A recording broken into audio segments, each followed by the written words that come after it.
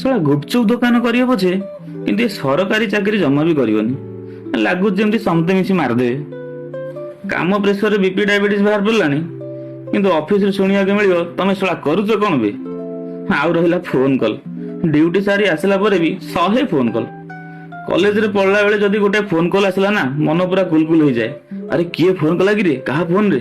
କିନ୍ତୁ ଏବେ ଶଳା ଏବେ ଠାକୁରଙ୍କୁ ଡାକୁଛୁ କି ହେ ପ୍ରଭୁ ଆଜି କିଛି ବି କଲ ନ ଆସୁ, ଆଉ ଦିନଟା ମୋର ଭଲରେ ଭଲରେ ଯାଉ। ଛାଡ ସେ କଥା।